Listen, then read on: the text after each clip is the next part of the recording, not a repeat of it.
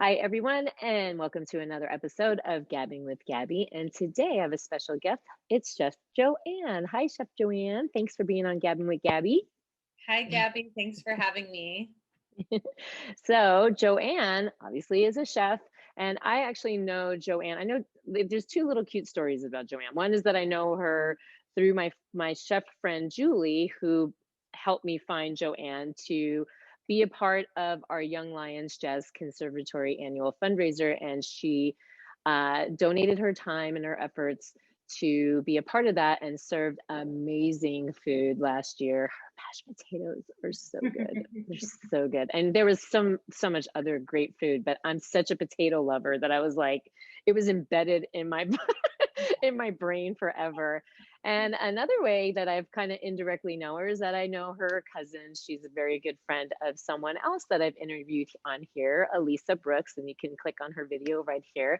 And that's one of Elisa's best friends. And that's how we kind of have like little mini indirect connections to each other. And the minute I met her, I loved her. I mean, she's amazing. You can just see it's like my kind of person.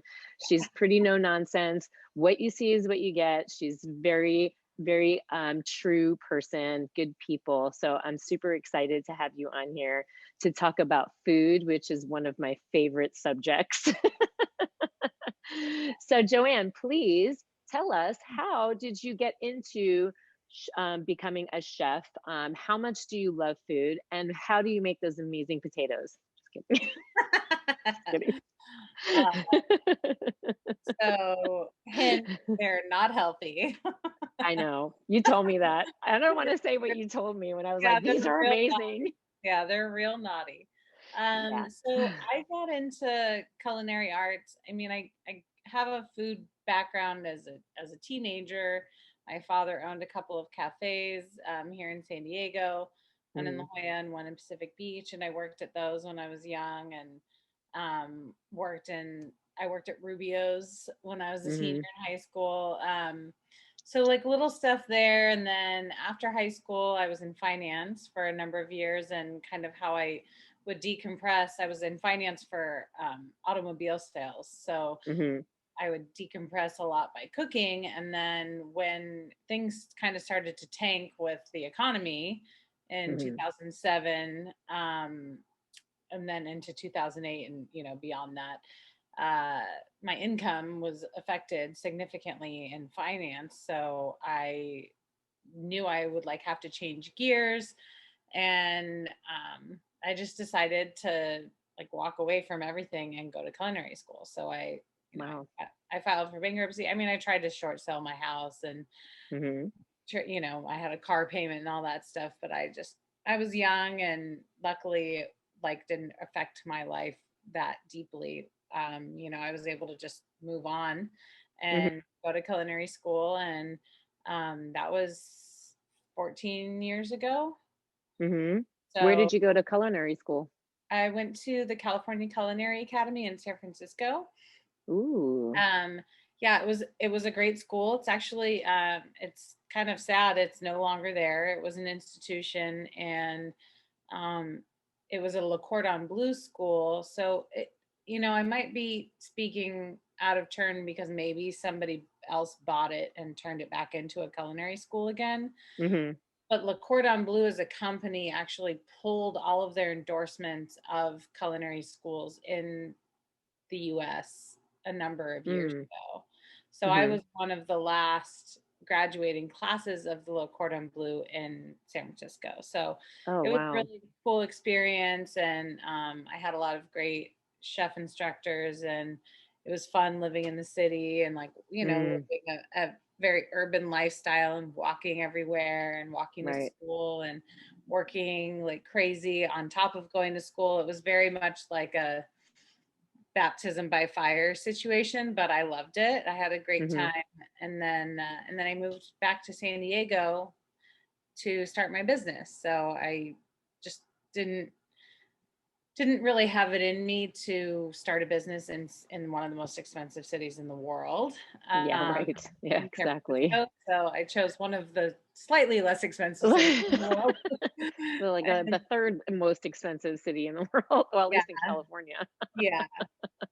Yeah. So, so yeah, but I had like a family here and a little bit more support, more friends and things. So I just moved back to San Diego and started my catering business. And I worked part time at Whole Foods Market doing recipe Which development. Whole Foods? Yeah, I worked at the one in Hillcrest. Wait, when? Hold on, girl, because I worked at Whole Foods for like 3 years in Really? Hillcrest. Oh, Yeah. funny. I worked there from like 2008 to probably 2010. Alright, I was already gone. I was there before you. Yeah, Oh, I worked there, like, maybe 2000. Yeah. what Yep. department were you in? I was started as a cashier, and then I was, in SSI with my friend Jean. Oh, cool. That's I cute. loved that, actually, Yeah. I really loved that part way more than cashiering because I liked being able to, like, just walk freely around the store, and you're just kinda checking weights and measures, and you're checking the signs and stuff like that, so that was kinda cool, but yeah. Yeah, 3 years I worked at Whole Foods. That's funny. It's another little Yeah. indirect way that we know each other kind of or That's so share funny. Yeah, something in common. connection. Um, yeah, so I worked there and as I built up my business and I was working as a private chef. But yeah, that's how it all began. That's how I Yes. became a chef and that's how I started my business. Yeah. Now, when you were working in or when you were going to school in San Francisco, were you working in restaurants at the same time? Yes. So I was working at a restaurant at the hotel that I lived in. Actually, there was Mhm. like a room and board situation that I Mhm. found at a hotel in Nob Hill that I would Mhm. like work part time in the kitchen there in exchange for my room, Oh, which that's cool. yeah. And then I also worked part time. I moonlighted, if you will, Yeah. as a peaches puff, which is does not exist anymore. RIP. But Okay. I was an old fashioned cigarette girl. So I No way. I yeah. need a picture of So that. yeah, I don't know if there's any that exist. You know what okay, so there are pictures of it on my MySpace page, but I don't know how to log in. I don't know how to get to access to my MySpace. So if That's anyone how long out ago it there was. if anyone out there knows how to hack into a MySpace page, let me know because there's so many gems on that I would love to see Oh my again. gosh. That's amazing. That Yeah, so is I so would like dress in a costume and I'd carry, the tray and like Yeah. we had a we it was a pretty big successful company. There was probably like 10 or 12 girls and Yeah. we would all meet at the office and we would get do our inventory and counter all of our stuff in our tray and then we would have like a little sheet that we'd fill out every night of like what we sold and we would just pay like wholesale prices to the plus the administration fee to the office for Mhm. whatever we sold, but we could make our own prices. And when Alright. when you're at a nightclub that stops serving alcohol at 2 but stays open till 4, you're going to sell a lot of candy and a lot of cigarettes. We Wow. so I was selling bags of M&Ms for like $10. I was selling packs of Oh, cigarettes for $30. I was like killing it. And we would work concerts too, which was super fun. So I got to go to all kinds of concerts and they would let me backstage to sell stuff to the the crew and everything like that. So I worked the Dave Chappelle stand up like pre when he kind of took a long hiatus. All kinds of concerts. Chris Cornell before he passed away. That was really cool. yeah. Like just every like Bob Saget stand up Yeah. comedy, Lisa Lampanelli stand up comedy, a lot of comics, Yeah. but a lot of concerts too. Yeah, it was really cool. It was a really fun job. It was hard, like because you get rejected more than you make sales, but Yeah. the concerts were where I did the best. But yeah, that was my jobs in culinary school. I was working, and I also worked for Paula LeDuc Fine Catering. So Mhm. she's an amazing catering company in the Bay Area. And Mhm. towards the end of culinary school, I worked there primarily Mhm. there and Whole Foods. So then once you completed culinary school and you're working at Whole Foods and stuff like that, and then you decided to go into your own business and open up your own catering business. So did you feel like at that point you had a pretty good foundation on how to make this work? I can walk in there with a client and go, I know exactly how to price it. I know exactly how to set up. Would you do decorating and all that kind of stuff? Well, not decorating for the party, but laying out the table, how to get your servers and things like that. Yeah, so I definitely figured it out as I went. I'm not gonna. Okay. Yeah. Okay. Yeah, it's I hard. It's a lot of work. If people don't Yeah, know, catering is I've done catering as well. I've worked in restaurant business all through my 20s, front end, back end, and minus the cooking, but like prep, but mostly front end. And then did lots of catering here, even when my kids were babies, because I could basically set my own schedule, right? You can just whenever they needed someone, you yeah, can go in. And it's a lot of work. It's a lot of work. So it does is a lot of moving parts that people don't realize. And so yeah, so you figured it out as you went along. totally. Yeah. And I mean, like I had a fair amount of information going into it, Mhm. obviously. Mhm. Um, but yeah, I mean, I didn't even have any sort of like recipe database or system in place for so many things Mhm. until the last few years. And I'm still constantly trying to add more standard operating procedure stuff into Mhm. business because it just makes it so much easier. Like if I'm going to continue to expand, I can't Mhm. keep it all in my head, like Right. it all needs to be on in somewhere available for me to send to other people and to train other people Mhm. on, and it's Mhm. so that's the goal, is like I'm trying to have as much autonomy with the business now as possible. Like I'd rather just be the the architect of the whole thing, and have multiple events in a day that I'm not even necessarily attending. Maybe I'm Mhm. attending, the grand goal would be like I'm Right. invited to the party as a guest, and my staff are catering the event. You know what I mean? Yes.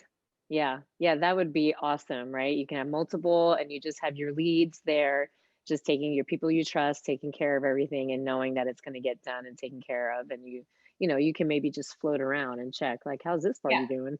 Yeah, exactly, exactly. That's the goal. And I do that, we are at that level to a degree, but it's not like we're doing, one 300-person party, one 100-person party, and then two private Hmm. dinner parties all in one day. Like, Right. the kind of the max is like a few parties that are under a certain head count each. So, Hmm. yeah.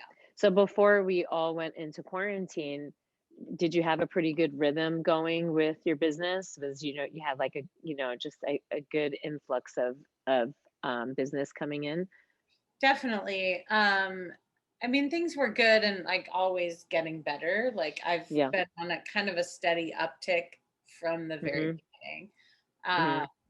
and the business has grown organically and quick enough where it's like I was able to be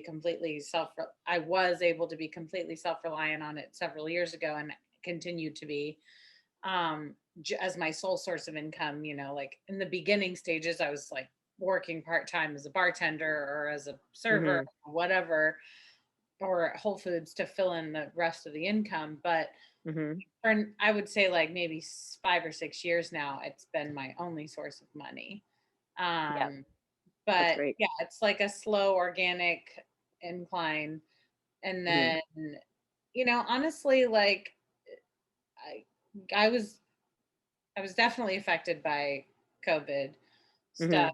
with the catering business, but I was very fortunate to have, prior to COVID, a really strong relationship with a company that does medical research. And so they were working on a skeleton crew even during like hardcore quarantine.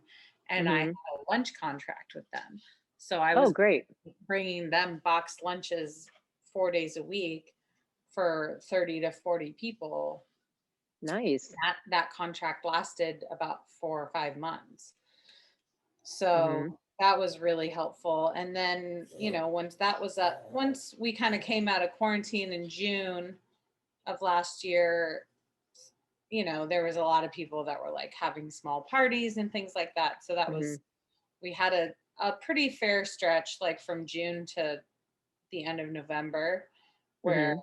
we were busy with catering, just not Mhm. not anything over like 30, 40 people, Right.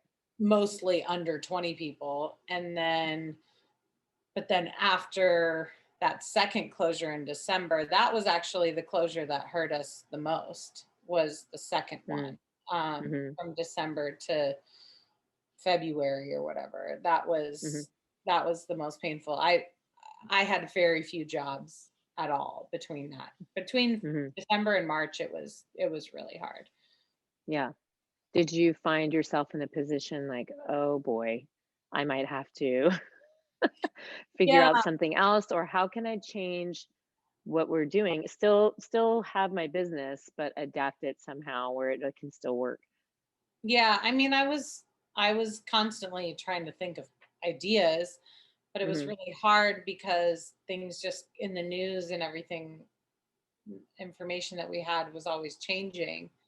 So Mhm. it was like as soon as I would start to gain traction on one idea, the rules would change again, and then that idea would Mm. like not really matter anymore. So I'm actually really happy that I didn't invest too much time and energy, because I was planning on creating like a whole Grubhub, DoorDash, Postmates Mhm. like business.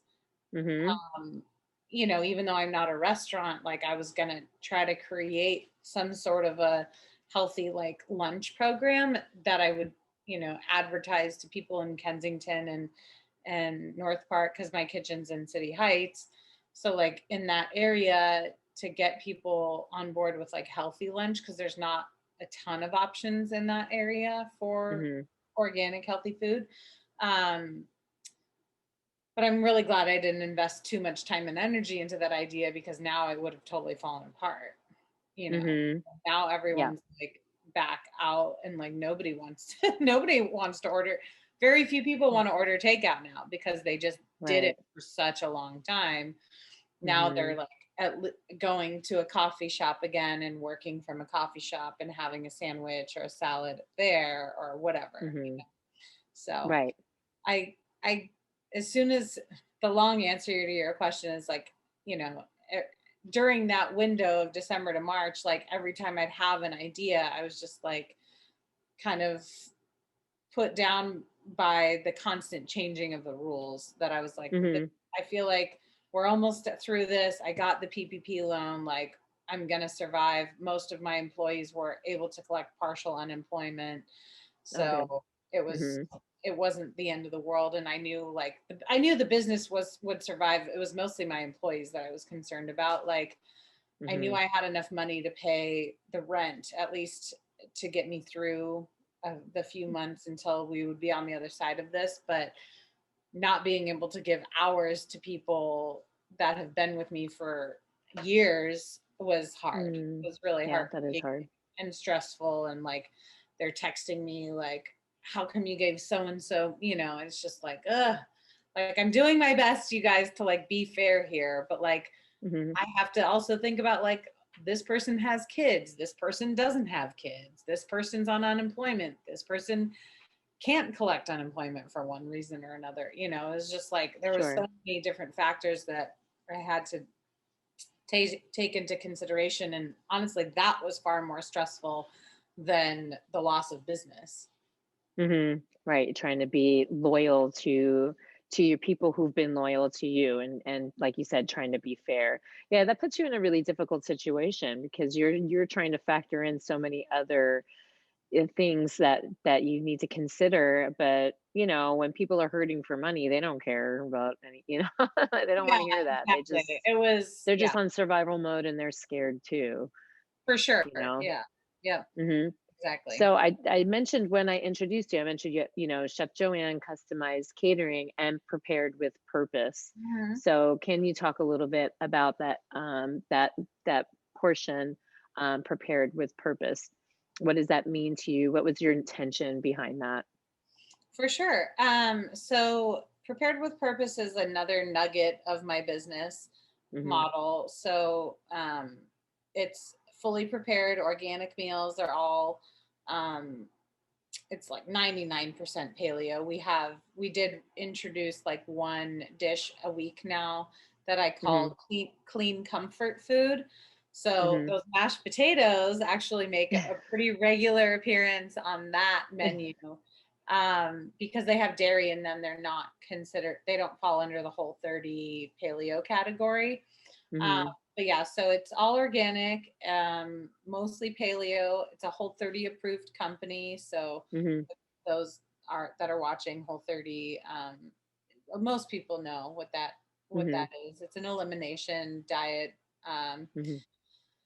and the name was, I came up with the name because I just wanted to emphasize that this is a, a meal program for people that are trying to be intentional and purposeful with the way that they eat, Mhm. and also know that the food that they're eating has been prepared with intention and love, and that, the focus for that, for prepared with purpose, is not like necessarily for the gym crowd that's like worried about all the macros and everything. Like, this is Mhm. just like, it's a wholesome, whole food, organic, very nutrient dense program that is intended to give your body a lot of nourishment and Mhm. nutrition, not necessarily worrying about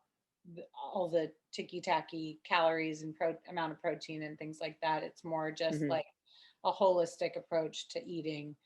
Um, Mhm. and I So would say what's a that go ahead. the buzzword that comes to mind right now is like intuitive eating. It's like Yep. more just giving your body what it needs in the moment and not having to worry about all of the other stuff, and just knowing that the food is really nutritious, so you shouldn't Mhm. have to worry about the macros necessarily.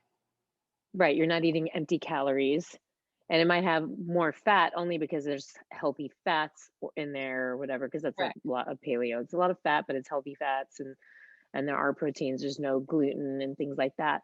And Correct. so, yeah, you're eating to fuel your body and fuel your soul, not to just, throw in a, lean cuisine.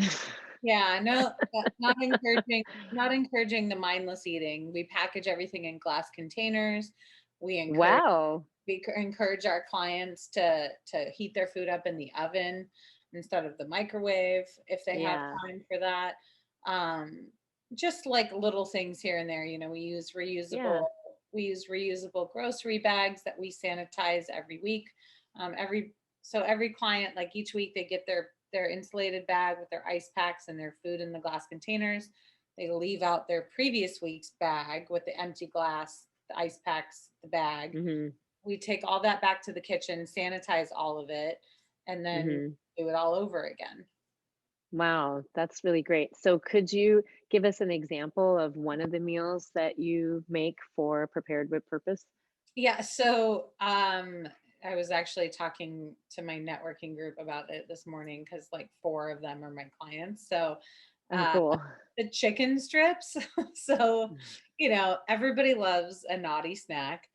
Yes. And kind of like the goal with a lot of the dish creation with Prepared with Purpose is like recreating people's favorite foods, but in a way that's Mhm. good for them.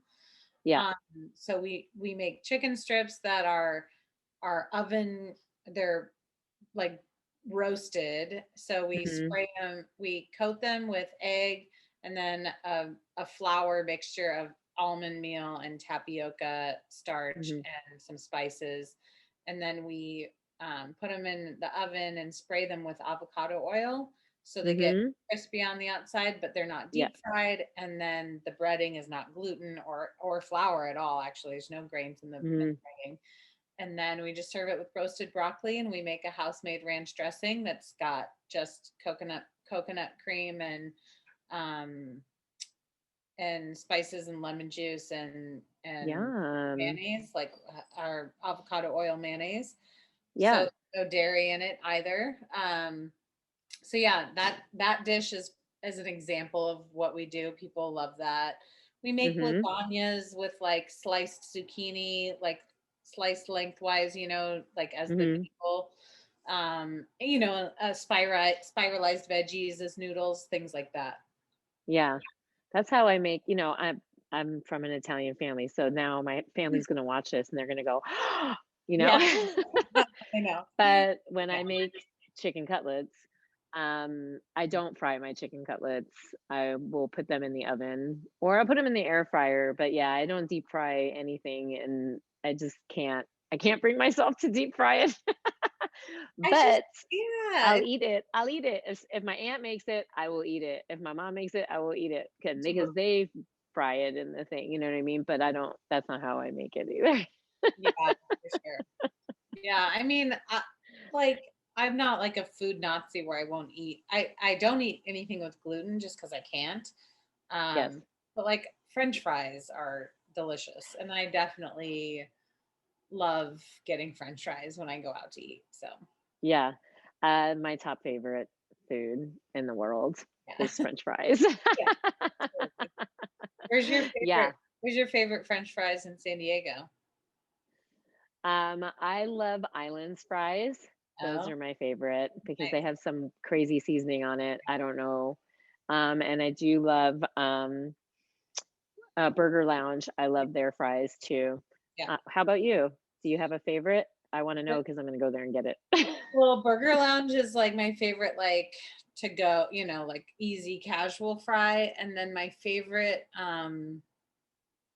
like nicer restaurant French fries is the ones at Bankers Hill Bar and Restaurant in Bankers Okay. Hill. Yeah, that and also at Encontro in North Park.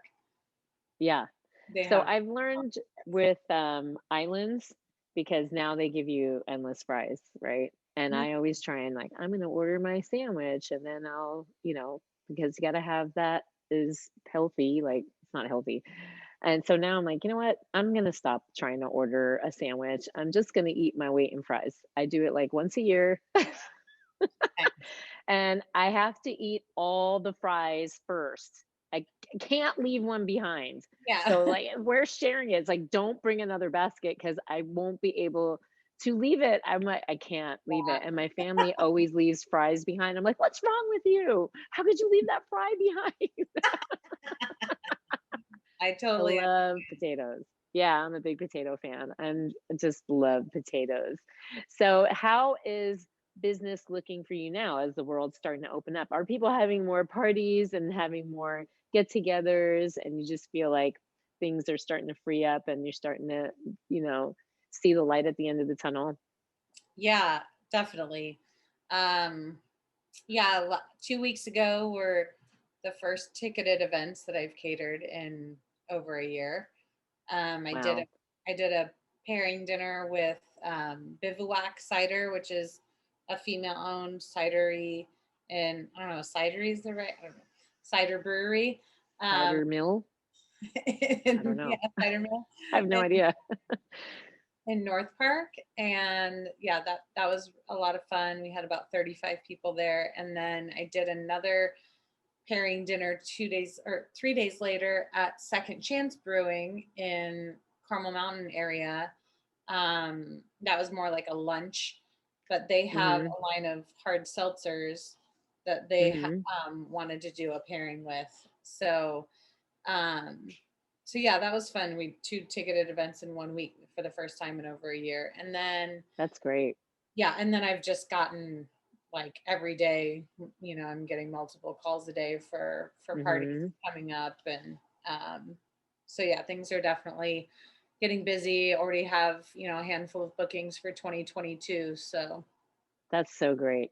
yeah. How do you do the pairing? So if someone calls you, you've never been to their brewery before, or maybe you've never had their beer or cider, and they say, "Hey, Chef Joanne, we would like, to do this ticketed event. Here are the five, whatever, I don't know what it is, three or five different, ciders or beers that we're going to do. Do they give you a description of those and then you kind of build a menu around that? Or do you like, let me taste them all first and then I'll tell you? Yeah, so that's a good question.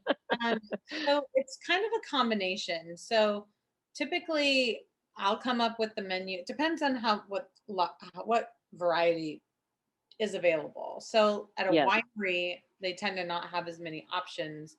So it's just Mhm. like, this is the menu, and I tell the winemaker this is the menu, and then they tell me, okay, do it in this order or whatever. Like start Mhm. with this one and end with this one.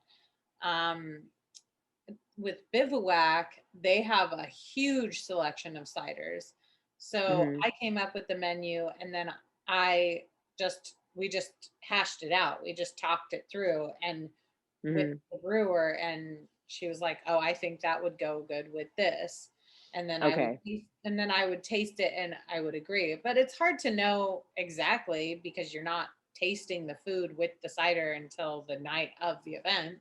Right. Uh, but we know what goes together. It's not. I shouldn't say it's not that complicated. For me, it's not that complicated. For people that are, Yeah. people that are cooks, and for people that are brewers, coming up with pairing ideas is not that difficult. Right. Um, Right. You just get a sense. You kind of know what's in this family, you for know. sure. Yeah. Like you Uh, have red wine with meats, right? And you have yeah. white wine with fish, typically, right? It's kind of following that Um, rule of thumb. yeah. And I mean, like wine can be a little bit more nuanced, but there are plenty of people that are really nerdy about beer, so they could Yeah. really go down rabbit holes. That's not really my area of expertise because I have a gluten allergy. Like I'm not a huge beer person. I enjoy Yeah. some beer, but it's not my thing. I love wine, and the cider at Bivouac is really incredible. You should definitely check it out. Um, yeah, and they also have non-alcoholic cider too, so you can get flights and get non-alcoholic or alcoholic ciders, but it's all very, Oh, very good. I'll have to check that out. We'll put that in the description below. Now, what is there um s- what kind of parties, like what do you do? Can you do private parties? Can you do large weddings? Can you do, let's go ahead and sell yourself now, and then we'll put all your contact information in there too. But just kind of what you're capable of doing, and throwing it out there and hopefully generating some business for you. Awesome. Yeah, so really anything like intimate Hmm. dinner for two. I've Hmm. catered a lot of those, especially in the last year. People that Hmm. wanted to have a really special dining experience that they weren't able to do that outside of Hmm. their homes. But even pre-COVID, we did a lot of things like that. So really anything from two people to I would say 300 people is my Hmm. level of comfort. Kind of our sweet spot where the magic really happens, I would say, is like the 40 to 60 person mark. But Hmm. we can do everything: birthday parties, baby showers, bridal showers, bachelorette parties, bachelor Hmm. parties, um, brunch events. I have a really great relationship with Sycamore Den on Adams Avenue, and I'm catering a birthday brunch event there. So Oh, she, fun. she's booked the bar for her birthday for a few hours in the late morning, early afternoon on a Sunday, and I'm bringing on all like we're doing a whole brunch spread for her. I love brunch events, and then um, I mean just anything, weddings. Yeah. I And mean, fundraisers. and fundraisers. I've done Yes. a number of fundraisers. I did the Yes. Mama's Kitchen fundraiser. I did Love Mama's Kitchen. yeah, Mhm. so I did your guys' fundraiser. So Mhm. and I've done a number of those over the Fun. years. But yeah, I mean, anything, Mhm. any reason to have a celebration, and also celebrations of life. Like we've definitely done a number of memorial services over the years. So I have Mhm. clients that have used me for one thing, and then they just keep me in their back pocket for all of the life events, really. Yeah. Mhm. And are you comfortable with um I'm pretty sure I know what the answer is, but just so other people can actually hear you verbally say it, are you comfortable with catering to people's dietary needs? So whether Yeah. they're gluten free or dairy free or vegan or vegetarian or half and half or a little bit of both or whatever it is, you know what I mean? Do you Yeah. have any qualms with any of those? Yeah. No, not at all. We do it all. We're happy to work with our clients to come Mhm. up with menus that work best for their needs. So definitely not an issue. Yeah, because that's a big thing nowadays. People are very conscious about how they're eating, what they're eating, and some people really do have severe allergies to things, so they have to be very, very careful. And I'm assuming that, you're practicing all the safety precautions, wearing masks, wearing gloves. You always have to wear gloves when you prepare food anyway. Yeah. The mask is just like, yay, more Mhm. protection. So Yeah. so that's great. So how do people find you? How can people get a hold of you?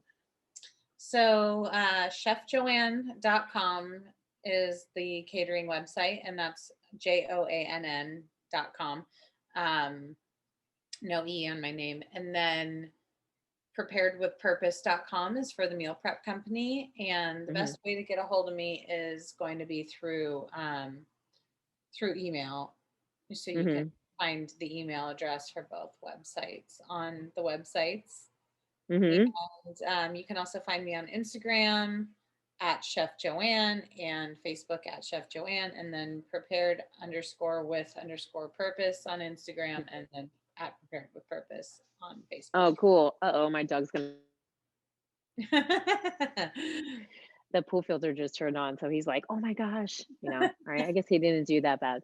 Um, I'll put all that in the description below, how people can get a hold of you, and they can quickly click on those links and find Joanne, and she's posts great pictures on her Instagram, so make sure you follow her. She's got beautiful food pictures, pictures of her events, and you can find her on August 1st. She'll be working with us yet again. I asked her Mhm. before the interview if she would be willing to be a part of our Young Lions Jazz Conservatory fundraiser, so I'm really looking forward to that. Is I Yeah, love your food.